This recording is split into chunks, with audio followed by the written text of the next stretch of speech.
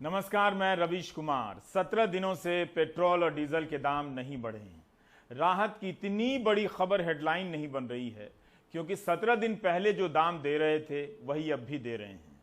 दिल्ली के लोग 101 रुपया लीटर पेट्रोल भराने को लेकर आदी हो चुके हैं।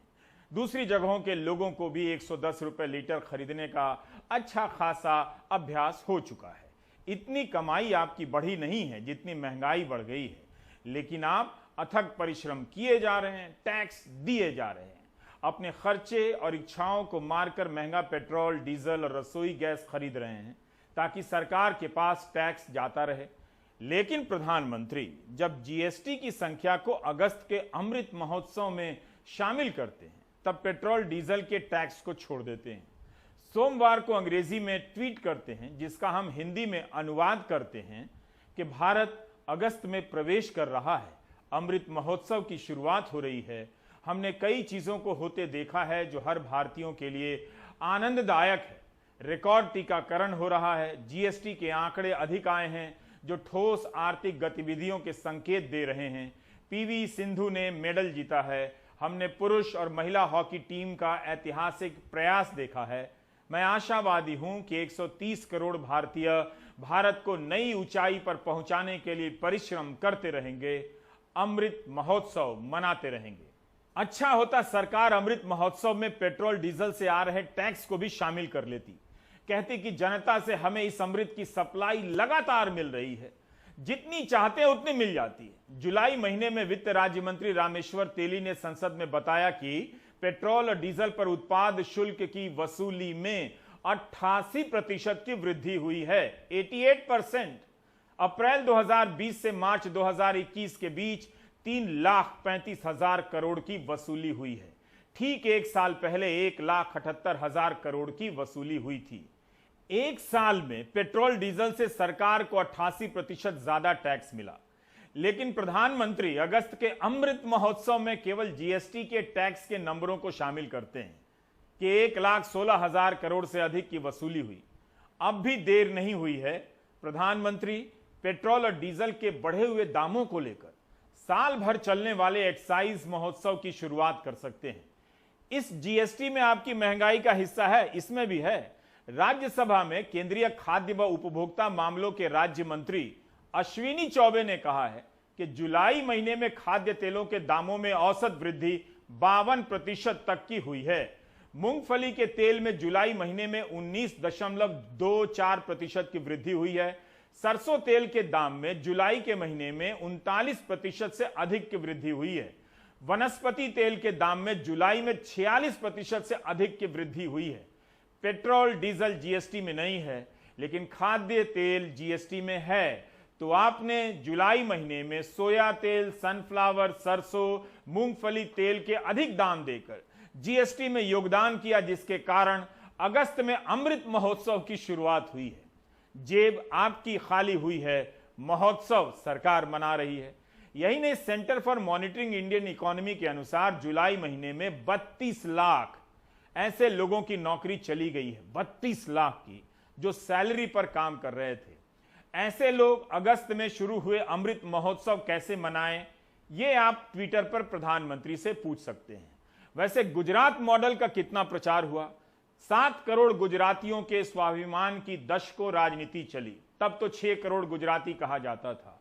उस विकास के मॉडल का परिणाम खुद प्रधानमंत्री बता रहे हैं। जिस राज्य को आमतौर पर अमीर और सुखी समझा जाता है, वहां की आधी से अधिक आबादी यानी 3.5 करोड़ जनता मुफ्त राशन पर गुजारा कर रही है।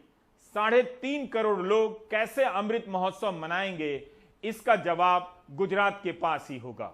आज 2 रुपये किलो गेहूं, 3 रुपये किलो चावल के कोटे के अतिरिक्त हर लाभार्थी को 5 किलो गेहूं और चावल मुफ्त दिया जा रहा है।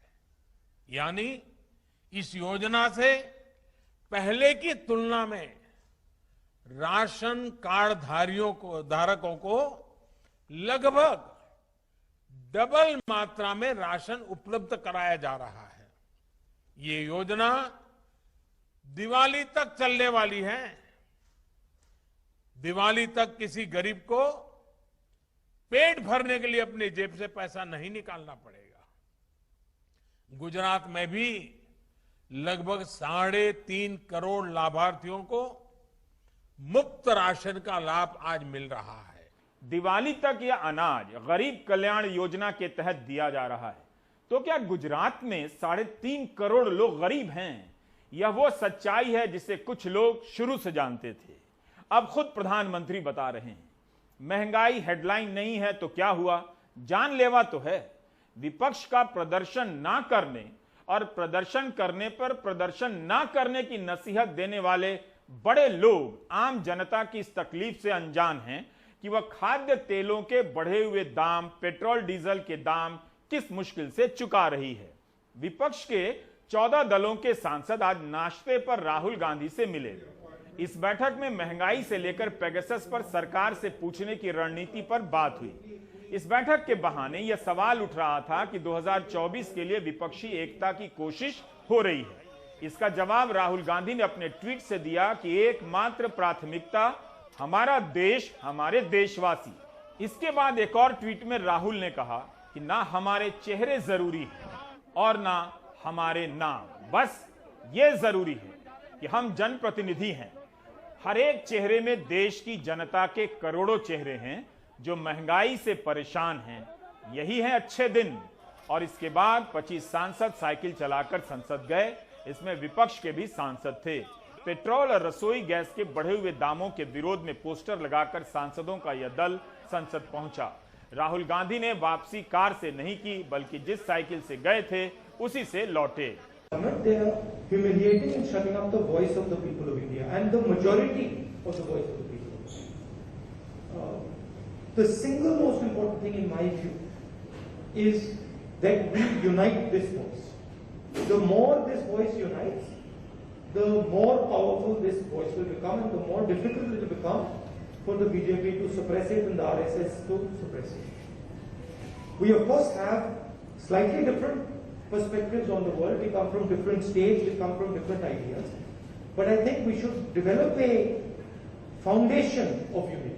क्या हालत हुई पेट्रोल डीजल की कीमतों से, इसलिए कॉन्स्टिट्यूशन क्लब से लेकर के यहाँ तक हम सब साइकिल से आए। और अगर इस गूंगी बहरी सरकार के कान पे जू नहीं रेंगेंगे ना, तो जनता को और भी तरीके आते हैं। महंगाई हेडलाइन से गायब हो चुकी है, लेकिन विपक्ष के मुद्दों की प्राथमिकता की सूची में नजर आ रही है। विपक्ष दिखाना चाहता है कि सड़क पर महंगाई को लेकर सक्रिय है, लेकिन सदन में पहले पेगासस पर चर्चा हो। इस प्रक्रिया में एक बदलाव दिख रहा है। पिछले कई साल से विपक्ष की मौजूदगी को खारिज करने का चलन बढ़ा और मीडिया में उसका कवरेज बंद किया गया। विपक्ष हमेशा कमजोर और अनुपस्थित दिखा और दिखाया गया और ईडी के एक छापे से दल बदल तक शुरू हो जाया करते थे। सरकार के प्रवक्ता भी कहने लगे कि विपक्ष है कहां, लेकिन इस सत्र में प्रधानमंत्री की बातों में विपक्ष दिखने लगा है, लौटने लगा है। मंगलवार को होने वाली बीजेपी संसदीय दल की बैठक में प्रधानमंत्री ने कहा कि विपक्ष संसद नहीं चलने दे रहा है। इसके पहले भी प्रधानमंत्री विपक्ष के इस हस्तक्षेप पर टिप्पणी कर चुके हैं। आज उन्होंने कहा कि संसद का ना चलने देना संसद संविधान का अपमान है। विपक्ष का कहना है कि सरकार संसद नहीं चलने देना चाहती है, पेगासस जासूसी कांड पर चर्चा नहीं चाहती है। आज भी संसद के दोनों सदनों को स्थगित करना पड़ा। सरकार को यह बात बुरी लग गई कि जल्दी जल्दी में कानून पास किए जाने की तुलना डेरेक ओब्रायन ने पापड़ी चाट से कैसे कर दी। इस रूपक के इस्तेमाल के विरोध में वह डेरेक ओब्रायन के खिलाफ कार्रवाई की मांग कर रही है। बहुत ही दुर्भाग्य की बात है, बहुत ही शर्म की बात है कि टीएमसी के एक संसद सदस्य ने जो संसद की कार्रवाई है, जो संसद में कामकाज हो रहा है, उसको पापड़ी चाट बनाने से जोड़ करके और संसद की गरिमा का तो अपमान किया ही है, संसद सदस्यों का भी घोर अपमान किया है। जब उनको मौका दिया जाता है, चाहे बिल हो चाहे और भी मुद्दे हों, उस पर डिबेट करने के लिए, डिस्कशन करने के लिए, तो वो डिस्ट्रप्शन करने में ज़्यादा व्यस्त रहते हैं, हंगामे में ज़्यादा व्यस्त रहते हैं और हवाई हंगामे के माध्यम से पार्लियामेंट की प्रोसीडिंग को हाईजैक करने की षड्यंत्र और साजिशें करते हैं। आपको लगता है एक्शन होना चाहिए इसमें? बिल्कुल होना चाहिए, माफी मंगवानी चाहिए। पेगासस जासूसी कांड हेडलाइन से भले उतर गया है, लेकिन खबरों से गायब नहीं हुआ है। उसका कारण है कि फ्रांस में 3 लोगों के फोन में जासूसी सॉफ्टवेयर होने की पुष्टि हुई है। वायर की खबर के अनुसार ब्रिटेन में भी एक वकील के फोन में यह सॉफ्टवेयर पाया गया है। भारत में 5 पत्रकारों के बाद आज एडिटर्स गिल्ड ऑफ इंडिया ने भी सुप्रीम कोर्ट में याचिका दायर की है कि अदालत इसका संज्ञान ले और एसआईटी से जांच कराए। यह भी मांग की गई है कि केंद्र सरकार ने स्पाईवेयर तैनात करने के लिए विदेशी कंपनियों से क्या करार किए हैं उसका विवरण पेश किया जाए। गुरुवार को इस मामले में सुनवाई होगी। अब आते हैं एक दूसरे विषय पर। एक सांसद और प्रधानमंत्री के बीच संवाद के कई स्तर होते हैं, लेकिन सार्वजनिक रूप से जब एक सांसद प्रधानमंत्री से संवाद करता है तो किस तरह की भाषा और लहजे का इस्तेमाल करता है, कभी कभी इस पर भी ध्यान दीजिए। पता चलता है कि प्रधानमंत्री के आसपास किस तरह की राजनीतिक संस्कृति बन रही है। हर दौर में समर्थकों, नेताओं और सांसदों ने अपने नेता और प्रधानमंत्री की खुशामद में मील के पत्थर गाड़े हैं, लेकिन हम इस दौर की बात कर रहे हैं। हम भूल जाते हैं कि तब से लेकर अब तक खुशामद के ऐसे प्रकरण आगे चलकर राजनीति की मुख्य धारा बन जाते हैं, जहां किसी को लगता है कि नेतृत्व से संवाद का यही विनम्र तरीका है। 19 जुलाई को जब प्रधानमंत्री मोदी ने मॉनसून सत्र से पहले संसद के बाहर अपना संबोधन किया, तब बीजेपी के कुछ नेता तस्वीरें साझा कर उनकी सादगी की प्रशंसा करने लगे। पूर्व स्वास्थ्य मंत्री डॉक्टर हर्षवर्धन ट्वीट करते हैं कि सादगी की मिसाल संसद परिसर में खुद हाथ में छाता लिए हुए पीएम श्री नरेंद्र मोदी जी की यह तस्वीर सादा जीवन उच्च विचार के सिद्धांत को चरितार्थ करती है। @PMO India #Monsoon Session। Kailash Vijayvargiya ने ट्वीट किया कि सादा जीवन उच्च विचार के सिद्धांत को चरितार्थ करते देश के यशस्वी प्रधानमंत्री श्री @PMO India सादगी की मिसाल देने वाले ये नेता भूल गए कि 2014 में प्रधानमंत्री के रंगीन कुर्तों को लेकर फैशन की मिसालें दी जाने लगी थी। 2015 में बराक ओबामा के साथ एक कार्यक्रम में प्रधानमंत्री ने जो सूट पहना उसकी धारियां उनके नाम से बनी थी। राहुल गांधी ने कहा कि ये सूट बूट की सरकार है। विवाद हुआ कि लाखों के सूट हैं। बाद में इसे 4.25 करोड़ में नीलाम कर दिया गया। वो पैसा नमामि गंगे फंड में दे दिया गया। प्रधानमंत्री से जुड़े कार्यक्रमों को इवेंट का रूप दिया जाने लगा। पहले से कहीं ज्यादा भव्य स्तर पर खर्चे के नए रिकॉर्ड बने। उनके आसपास की राजनीति का संबंध कहीं से सादगी से नहीं रहा, लेकिन एक तस्वीर के सहारे सादगी की मिसाल की कहानी गढ़ दी गई। इसका जिक्र आज इसलिए किया क्योंकि बीजेपी के सांसद मनोज तिवारी ने इस प्रक्रिया में एक नया मील का पत्थर गाड़ दिया है।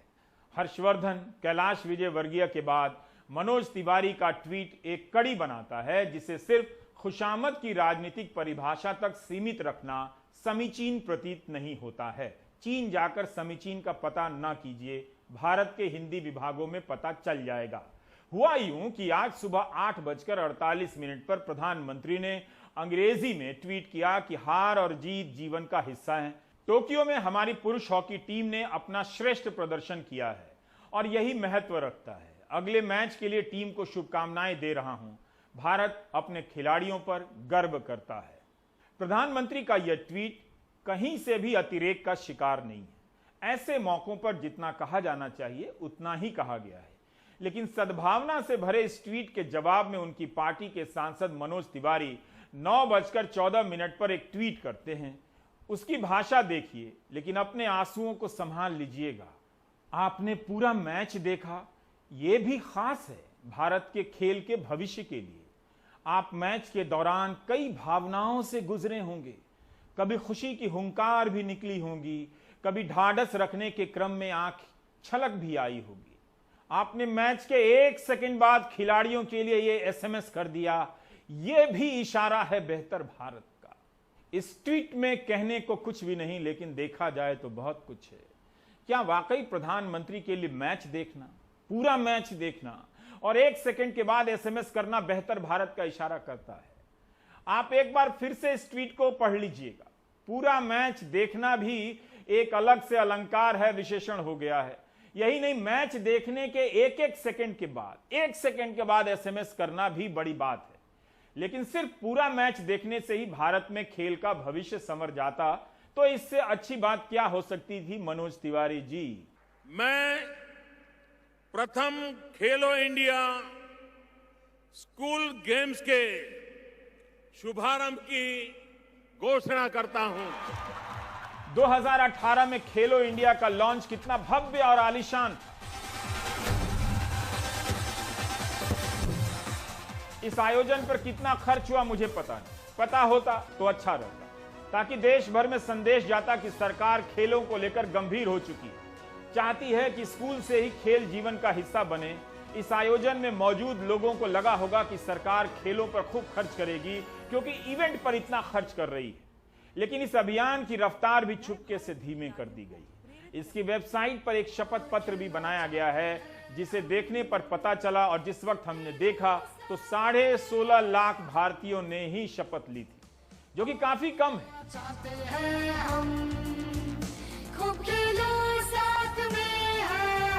भाजपा सांसद मनोज तिवारी प्रधानमंत्री से पूछ सकते हैं कि मार्च 2021 में राज्यसभा की स्थायी समिति की एक रिपोर्ट आई थी, जिसमें कहा गया है कि खेलो इंडिया के तहत 100 नेशनल स्पोर्ट्स एकेडमी बननी थी, 43 ही बनी। इसके तहत 1000 छोटी छोटी खेल अकादमी भी बनाई जानी थी, लेकिन 106 ही बनी। इसमें से भी 60 ऐसे केंद्र हैं जो पहले से बने हुए थे, जिनका केवल रूपांतरण किया गया। मार्च में स्थायी समिति की रिपोर्ट है, लेकिन इस अगस्त में खेल मंत्री लिखित जवाब में कहते हैं कि 360 केंद्रों को अधिसूचित किया गया है। अधिसूचित और बनकर तैयार होने में अंतर स्पष्ट नहीं किया गया था।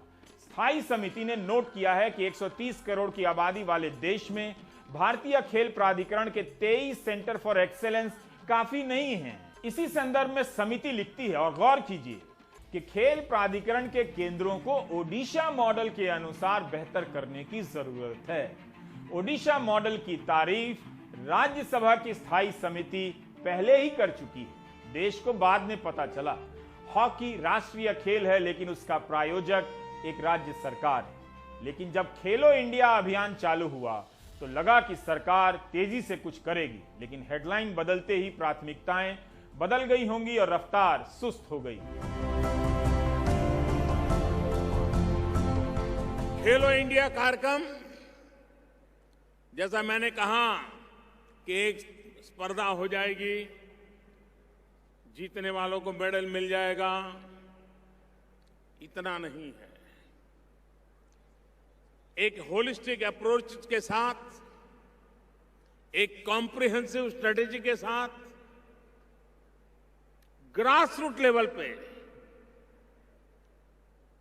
चाहे इंफ्रास्ट्रक्चर डेवलपमेंट कर रहा हो, चाहे कोचिज की ट्रेनिंग का विषय हो, ह्यूमन रिसोर्स बिल्डिंग की बात हो, खेल के नियम नीचे तक समान रूप से पहुंचे, खेल के मैदानों की जानकारी आखिरी तबके तक सही हो, एक एक चीज पर ध्यान देते हुए खेल को वैज्ञानिक तरीके से विकसित करने का प्रयास आरंभ हुआ है। आप खेल और खेलो इंडिया के बजट का हाल देखेंगे तो पता चलेगा कि जितनी गंभीरता अभियान के आयोजन को लेकर दिखाई गई, उतनी बजट के बंटवारे में नहीं दिखती है। राज्यसभा की स्थायी समिति ने मार्च 2021 की अपनी 325वीं रिपोर्ट में कहा है कि खेलो इंडिया पर 1400 करोड़ खर्च करने का अनुमान बताया गया था, लेकिन 2021-22 में इसके लिए 657 करोड़ ही दिया गया, जो 53% कम है। समिति का मानना है कि जब बजट संशोधित हो तभी इसका पैसा बढ़ाया जाए, ताकि खेलों के ढांचे के विकास के काम पर प्रतिकूल असर ना पड़े।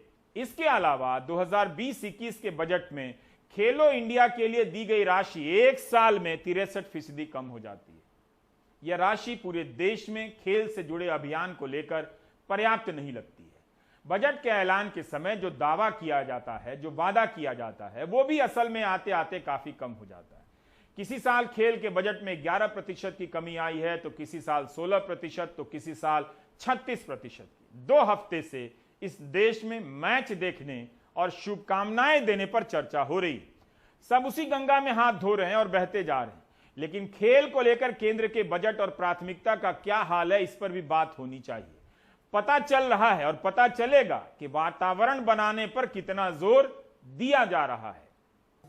एक खेलों का वातावरण पूरे देश में बना है, जहां देश के प्रधानमंत्री स्वयं ओलंपिक्स में पार्टिसिपेट करने वाले, जो भारत का प्रतिनिधित्व करने वाले खिलाड़ी हैं, उनसे बातचीत करते हैं, उनका मनोबल बढ़ाते हैं और दूसरी ओर ये भी विश्वास दिलाते हैं कि जब आप ओलंपिक से वापस आएंगे, जाते हुए तो कोविड प्रोटोकॉल के कारण नहीं मिल पाए, वापसी पे मैं मिलना चाहूंगा।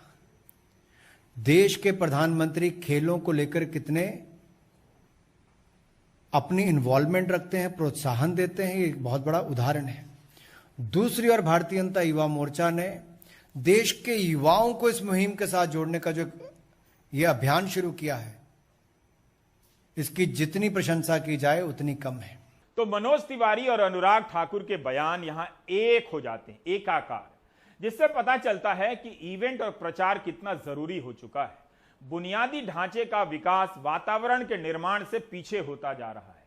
वातावरण बना रहे इसलिए ओलंपिक गए सभी खिलाड़ियों के दल को 15 अगस्त के दिन लाल किले में आमंत्रित किया गया है। बताया गया है कि प्रधानमंत्री सभी से मुलाकात करेंगे। प्रधानमंत्री का खिलाड़ियों से बात करना, उनसे मिलना और पूरा मैच देखना अगर खेलों के विकास के लिए जरूरी है, तो बजट और जमीन पर बुनियादी ढांचों के विकास में तेजी भी बहुत जरूरी है। नेशनल स्पोर्ट्स डेवलपमेंट फंड का बजट भी काफी कम हो गया है, जो कि पहले से ही कम था। 2019-20 में 77 करोड़ का बजट था। 2020-21 में इसके बजट में 35% की कमी आ गई, 50 करोड़ हो गया। 2020-21 में जब बजट संशोधित हुआ तो 7 करोड़ पर आ गया, 86% की कमी हो गई। 2021-22 में इसका बजट बढ़ता है और 25 करोड़ हो जाता है। राज्यसभा की स्टैंडिंग कमेटी ने अपनी रिपोर्ट में कहा है कि 50 करोड़ से 7 करोड़ इसलिए करना पड़ा क्योंकि कॉर्पोरेट सोशल रिस्पॉन्सिबिलिटी के तहत 50 करोड़ की रकम नहीं आई, कोल इंडिया ने पैसे नहीं दिए। इतने बड़े देश में नेशनल स्पोर्ट्स डेवलपमेंट फंड के लिए CSR से पैसा नहीं आया तो 50 करोड़ का इंतजाम नहीं हुआ और बजट 50 करोड़ से घटाकर 7 करोड़ कर दिया गया। इससे अधिक तो पदक जीतने के लिए शुभकामनाओं के विज्ञापन पर खर्च हो गए होंगे। यही आपको समझना है, राज्य सरकार हो या केंद्र सरकार, खेल को लेकर निवेश बहुत बड़ा नहीं है, लेकिन शुभकामनाओं पर नेताओं का काफी जोर हो गया है और उसके विज्ञापन पर खर्चा। हर जीत पर ट्वीट हो रहा है और हर हार पर हौसला बढ़ाया जा रहा है ताकि आप जनता को लगे कि खेल प्राथमिकता में सबसे ऊपर है। मनोज तिवारी ने वो ट्वीट नहीं किया होता तो यह सब देखने बताने का मौका नहीं मिलता। मनोज तिवारी का ट्वीट क्लासिक है और यह लाइन भी कि प्रधानमंत्री ने पूरा मैच देखा, आपने पूरा प्राइम टाइम देखा है। सरकार की आधी अधूरी बातों के सामने पूरी बात और असली बात रख देने का इकलौता कार्यक्रम देखा है, जिसे प्रधानमंत्री और मनोज तिवारी दोनों को देखना चाहिए, पूरा प्राइम टाइम देखना चाहिए। ब्रेक ले लीजिए।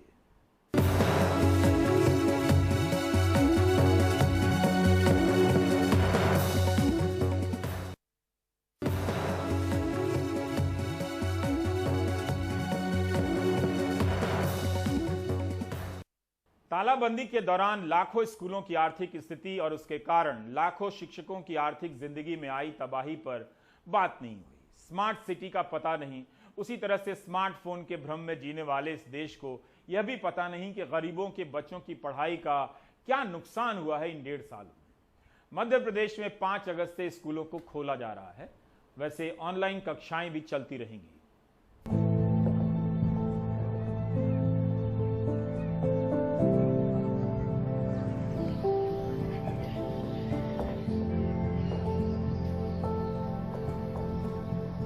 इंग्लिश पढ़ लेते, ABCD पढ़ लोगे? कौन सी क्लास में हो? कोरोना काल में स्कूल तो खुले नहीं, फिर पढ़ाई कैसे की आपने? सर ऑनलाइन क्लासेस के थ्रू और सर ऑनलाइन क्लासेस के थ्रू जितनी नॉलेज, जितना ज्ञान मिलना चाहिए वो हमको मिल जाता था। सर जितना ज्ञान हमें ऑनलाइन क्लासेस से मिलता था वो मतलब हमें जितना जो भी हमारी स्टडी होती थी वो टीचर्स बहुत अच्छे से हमको एक्सप्लेन करते थे और जो भी क्वेरीज होती थी वो भी बताते थे। मुख्यमंत्री जी के कार्यक्रम में तो ऑनलाइन पढ़ाई की खूब तारीफ हुई, लेकिन इस ऑनलाइन दुनिया से एक दुनिया उन बच्चों की है जो ऑफलाइन हो रहे हैं, अक्षर तक भूल रहे हैं। भोपाल से 630 किलोमीटर दूर आदिवासी बहुल बालाघाट में ढीमर टोला में ज्यादातर मजदूर रहते हैं। कुछ बच्चे खेलने में जुटे हैं, कुछ किताबें पकड़े हैं, ऑनलाइन पढ़ाई नहीं कर पाते। 10 साल का अतुल चौथी में है, बहन प्रियंका तीसरी में है। घर में मोबाइल नहीं है, ABCD तक पढ़ना मुश्किल है। मोबाइल से पढ़ते हो? नहीं। क्यों? हमारे घर मोबाइल नहीं। बड़ा वाला? तुम इंग्लिश पढ़ ले तो ABCD पढ़ लोगे? कैसे पढ़ रही हो? अभी मोबाइल नहीं है। तो मोबाइल नहीं है तो पढ़ाई नहीं कर रही हो? नहीं। अच्छा, तीसरी क्लास में पढ़ती हो, ABCD पढ़ लोगी? नहीं। नहीं पढ़ पाओगी? नहीं। धार जिले के मनावर में 13 साल का तुषार 7वीं में है। 1.5 साल से स्कूल नहीं गया, पढ़ाई भी नहीं कर सकता क्योंकि एंड्रॉयड फ़ोन नहीं है। हाथ तंग हैं, पढ़ाई छूटने को है। पिता के साथ राखी बना रहा है। हमारे पापा गरीब है, हम राखी बनाते हैं। हमारे पास मोबाइल लेने इतने पैसे नहीं हैं। मोबाइल ले भी ले तो रिचार्ज के पैसे नहीं हैं। 2 साल हो गया अभी तक कुछ पढ़े नहीं। हम गरीब है हालत में, हमारे पास मोबाइल की व्यवस्था नहीं है। अच्छा। चार्ज के लिए पैसा नहीं, मोबाइल मिले तो कहाँ से भरेंगे पैसे। कटनी के छोटी खिरहनी में रहने वाले आदिवासी बच्चे स्कूल नहीं खुलने से कंचे खेलकर ही वक्त बिताते हैं। ज्यादातर परिवार मजदूरी करके अपना गुजर बसर करते हैं। बच्चों को पढ़ाने के लिए यहाँ भी एंड्रॉयड मोबाइल नहीं है। चौथी में और लड़की है तो तीसरी में रही तो बंद रही। 1 साल पूरा ऐसे चला गया। दूसरी साल भी आई तो चौथी 5वीं में लिख गया नाम लड़का लड़की का। तो अब फ्री रह रहे हैं और मोबाइल नहीं है टच वाला, तो क्या करें, खेलते रहते हैं बच्चे। 3 बच्चे, एक तीसरी एक चौथी पढ़ा। एक का नाम लिख लिया, लिखल जा नहीं रहे, स्कूल नहीं लगा। तो ऑनलाइन पढ़ाई भी तो होती होगी? तो मोबाइल भी तो नहीं है हमारे पास। श्योपुर जिले में सलापुरा इलाके में रहने वाले सहारिया आदिवासियों की भी यही हालत है। बस्ती में रहने वाले परिवारों के पास आधुनिक और नए तकनीक के फ़ोन नहीं हैं। ऐसे में बच्चे ऑनलाइन पढ़ाई नहीं कर पा रहे हैं। 2 साल से हो गए बंद ऑनलाइन, मोबाइल भी नहीं हुआ सब। ऑनलाइन कहा मोबाइल ही नहीं है कछु, और कोई बता भी नहीं। कोई 2 साल से स्कूल बंद है, हमारी पढ़ाई बिल्कुल हो नहीं पा रही है। हमारे पास इतना पैसा नहीं है कि हम बड़ा मोबाइल चला सके। संयुक्त राष्ट्र संघ का कहना है कि कोरोना संकट के कारण दुनिया के करीब 15 करोड़ 60 लाख बच्चे अभी स्कूल नहीं जा पा रहे हैं। इनमें से करीब 2.5 करोड़ बच्चे कभी स्कूल नहीं लौट पाएंगे। यूनिसेफ की रिमोट लर्निंग रीचेबिलिटी रिपोर्ट बताती है कि कोरोना की वजह से देश में करीब 15 लाख से ज्यादा स्कूल बंद रहे, जिससे करीब 28 करोड़ 60 लाख बच्चों की शिक्षा प्रभावित हुई। देश में सिर्फ 24% छात्रों के पास इंटरनेट कनेक्शन उपलब्ध हैं। उन बच्चों में शिक्षा का स्तर भी गिरता जा रहा है। अजीम प्रेमजी फाउंडेशन की फील्ड स्टडी के मुताबिक बालाघाट के अतुल और प्रियंका जैसे कई बच्चे हैं। 5 राज्यों में 44 जिलों के 1137 सरकारी स्कूलों के 2 से 6ठी में पढ़ने वाले 16,067 छात्रों के सर्वे में पता लगा कि कोरोना में स्कूल बंद होने से 82% बच्चे पिछली कक्षा में सीखा गणित भूल चुके हैं। औसतन 92% बच्चे किसी एक भाषा के कौशल में कमजोर हुए हैं। 42% छात्रों की पढ़ने की क्षमता प्रभावित हुई है। 40% छात्रों की लिखने की क्षमता प्रभावित हुई है। अजीम प्रेमजी ने ही ऑनलाइन पढ़ाई के मिथक पर जो सर्वे किया था, उससे पता लगा कि 90% शिक्षकों ने माना कि ऑनलाइन अर्थपूर्ण मूल्यांकन मुश्किल है। 70% अभिभावकों ने कहा कि ऑनलाइन कक्षा बच्चों के सीखने के लिए प्रभावी नहीं है। 60% से ज़्यादा बच्चों की ऑनलाइन कक्षा तक पहुँच ही नहीं है। मध्य प्रदेश को लेकर ASER की रिपोर्ट बताती है कि सरकारी और निजी स्कूलों में 62.7% ऐसे छात्र हैं जिनके घर में स्मार्टफोन या टीवी है। इस सर्वे में पता लगा कि 2018 से 2020 के बीच 6 से 10 आयु वर्ग में स्कूल न जाने वाले बच्चों का अनुपात 1.8% से बढ़कर 5.3% हो गया। यही नहीं, स्कूल में पढ़ने वाले बच्चों में ग्रामीण इलाकों में महज 18.3% बच्चों ने वीडियो रिकॉर्डिंग का उपयोग किया और 8.1% बच्चों ने लाइव ऑनलाइन कक्षाओं में भाग लिया। साल 2019-20 में लगभग 1.25 लाख बच्चों ने राइट टू एजुकेशन के तहत दाखिला लिया, जिनके भविष्य अब अधर में हैं। अप्रैल 2020 में सरकार ने डिजिलिप कार्यक्रम की शुरुआत की। शिक्षकों से उम्मीद की गई कि वो शिक्षण सामग्री, वीडियो सामग्री को व्हाट्सएप के रूप में छात्रों तक पहुंचाएं, लेकिन जिनको कलम और रोटी के बीच चुनाव करना था, वो करते भी तो क्या। पहले शायद इन बच्चों को कोरोना ने अपना शिकार बनाया और अब अशिक्षा। मध्य प्रदेश में अपने ब्यूरो सहयोगी और भोपाल से कैमरा पर्सन रिजवान खान के साथ अनुराग द्वारी, NDTV इंडिया। आप देख रहे थे प्राइम टाइम। नमस्कार।